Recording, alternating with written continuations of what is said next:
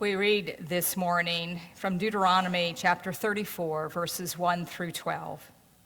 Then Moses went up from the plains of Moab to Mount Nebo to the top of Pisgah, which is opposite Jericho, and the Lord showed Moses the whole land, Gilead as far as Dan, all Naphtali, the land of Ephraim and Manasseh, all the land of Judah as far as the western sea, the Negev and the plain, that is the valley of Jericho, the city of palm trees, as far as Zoar.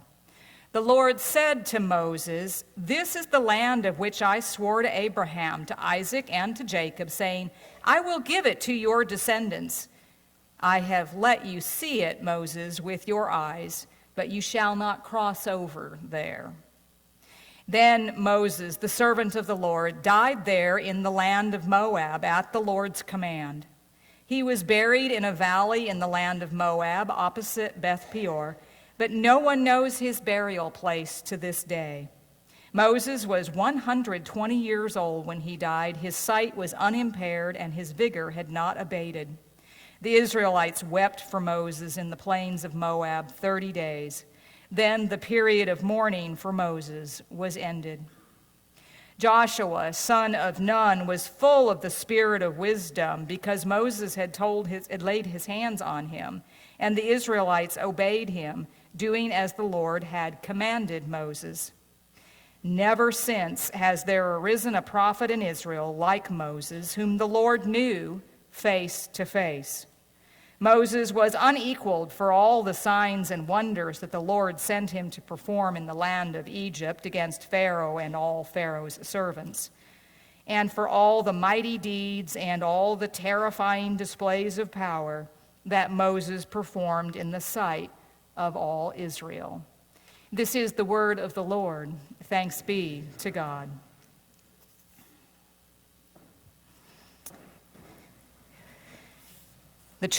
This church is undergoing a leadership transition these days. We ordained and installed this morning new officers and deacons, people who have stepped up to serve the church, to rule as ruling elders, to govern and provide for worship and service to be done, and deacons to care for members in an intentional way throughout this season.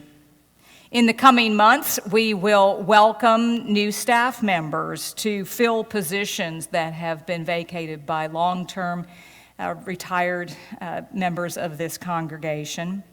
And if all goes well, you will put me out of a job as your interim pastor when you call the next installed pastor.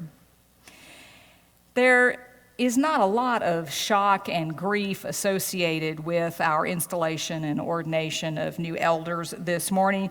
Maybe a little bit of anxiety of those who are coming on to what have they gotten themselves into. It seemed like a reasonable thing to say yes 6 months ago when they got a phone call, and now the reality is setting in. Mostly, though, just some relief on the part of those of you who are retiring from active service, and you go with our blessings and gratitude for that. But some leadership transitions are more difficult, more fraught with fear and anxiety, more shock and grief. It's just part of our human nature to become a little bit comfortable in the way that we do things and putting our trust in the people who have been doing those things, sometimes even taking for granted the way that things have always been done, or taking for granted that there will always be someone to do the things that need to be done. We fall out of the habit of doing things for ourselves or being even aware of what needs to be done. And sometimes there is a sense that the people who have passed from active leadership have been wearing big shoes that seem very large for those of us moving into leadership to think that we might be able to fill those shoes. The text that we read for this morning, this text from Deuteronomy, tells us about the transition in the church, one of the biggest leadership transition, the one between Moses and Joshua, and who would want to follow Moses' act? Those were truly big shoes for Joshua to have to fill.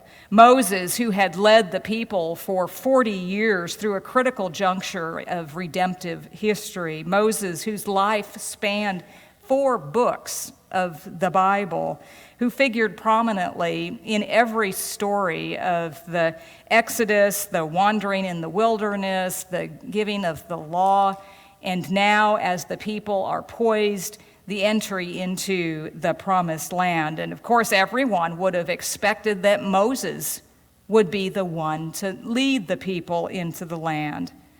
We can imagine the shock and grief, the fear and the anxiety of those who heard the news that Moses would not be the one to lead the people into the land.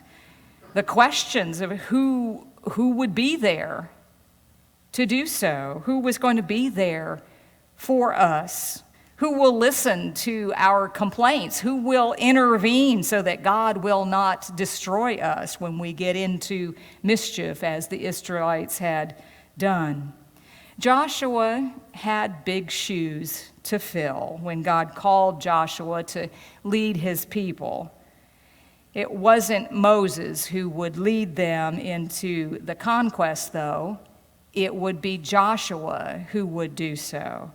Not Moses who would lead the people into the fulfillment of the promise that had been made all those centuries before to return to the promised land, that promise that had been made to Abraham and Isaac and Jacob and their sons.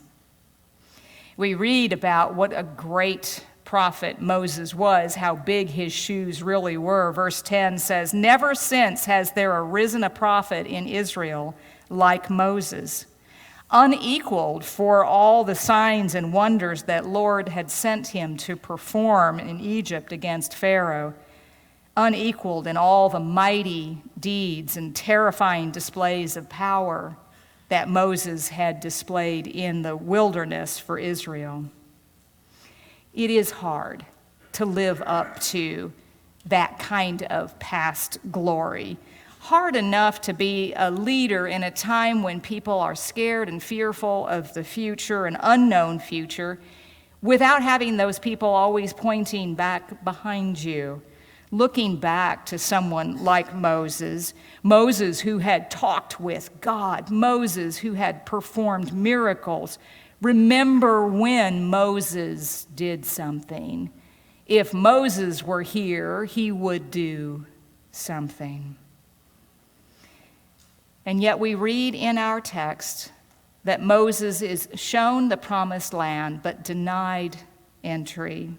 Moses went up from the plains of Moab to Mount Nebo to the top of Pisgah opposite Jericho, and the Lord showed him the whole land. Now, you really can't see the entire area of Israel that is described in the geography lesson that we get with our scripture for today.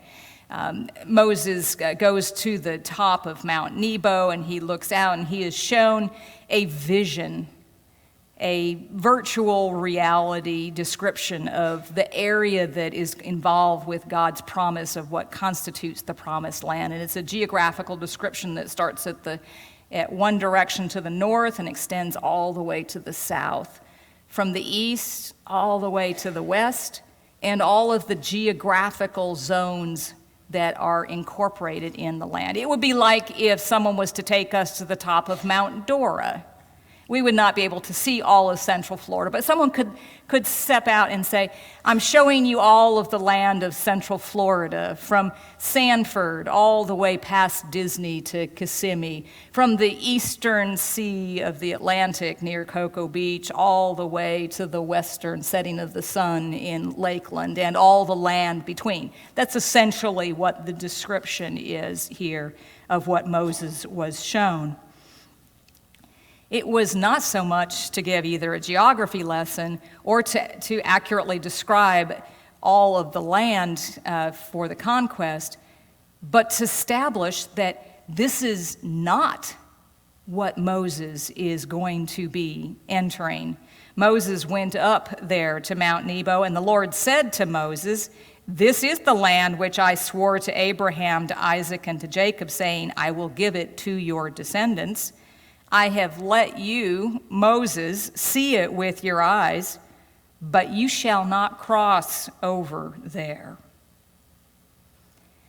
God's rejection of Moses is one of the things that people perceive as a great injustice of the Bible. It strikes us with our modern sensibilities to seem somewhat disproportionate, that the level of the transgression that Moses did, where he spoke and struck at the wrong time, and yet there at Meribah, that insignificant transgression leads to this moment at Mount Nebo. But that's God's plan. It's God's plan that Moses would only see the promised land, but not be the one to lead his people into it. Martin Luther King Jr. eerily, prophetically applied this text in a sermon that he preached before his assassination. He, like Moses, would not live to see a better future, but he was grateful for being given that vision. Dr. King preached, "We've got some difficult days ahead, but it doesn't matter with me now because I've been to the mountaintop. Like anybody, I would like to live a long life. Longevity has its place. But I'm not concerned about that now. I just want to do God's will. And He's allowed me to go up to the mountain, and I've seen the promised land. I may not get there with you, but I want you to know tonight that we as a people will get to the promised land." Moses lived out his life of leadership according to God's plan. He was a shepherd called to wear sandals in the desert. He was not the military leader that Joshua was called, and even then being equipped to be, for the purpose of the conquest of the land. Two different jobs, two very different leaders, never expected to be able to fill Moses' shoes, but to be able to wear the footwear that God had planned for Joshua. And so we read in verse 9, Joshua was full of the spirit of wisdom because Moses had laid his hands on him, and the Israelites obeyed him. That's a healthy leadership transition. Joshua receiving leadership from Moses, and the Israelites recognizing and acknowledging God's planning and sovereign will in that. The people grieved, certainly. The text describes that they grieved for Moses, and he was buried there in the land, but significantly, the grave site was never known. People did not know where Moses was buried, so that it would not become a shrine to the past. They extolled Moses' virtues, talked about how long-lived he had been, that he was capable, vigorous, had sight until the very end. But he passed into history, good leader that he was, so that people could recognize that Joshua was the one who was going to lead the people through the conquest of the land, to follow after Joshua into a new and unknowable future, the future that Joshua was equipped to be the leader of. It's our human nature to prefer the known over the unknown, the expected over the unexpected surprises, to prefer the routines that become the ruts that we live in over the kinds of new paths that it's risky for us to try and jump up into and move forward on. We remember the past and we can celebrate those who contributed to it, but God is always calling us to new things, to do new and wonderful things for the Lord. He's always calling new leaders. We have called new leaders today for this church. Even Moses passed into history, and even Joshua passed into history in his day. We, Grace Covenant Presbyterian, it's a different church than it was 10 years ago. A different church even than a year ago. We've begun now a new decade, and this church is going to be a different church 10 years from now, probably even just a year from now. Those leaders that we have ordained and installed, and I don't want to put more pressure on you than you're already feeling right now, those leaders that we have ordained and installed have been called for such a time as this. People who have both an appreciation for the rich heritage and the traditions that we cherish here in this church, having served here before, but people who are willing to accept the call to be creative and imaginative and energetic for the future, to be forward thinkers. Give them your support, your encouragement, pray for them, affirm them.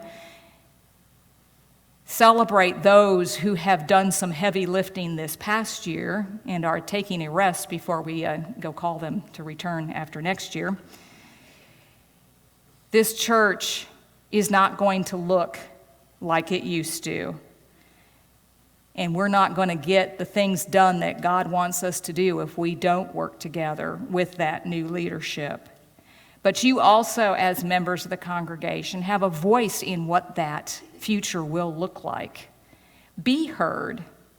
Take the surveys, participate in the focus groups, come to the congregational meetings, participate in the strategic planning and the mission studies, and have a say in what the future of this church will be. Participate in the discernment of God's will.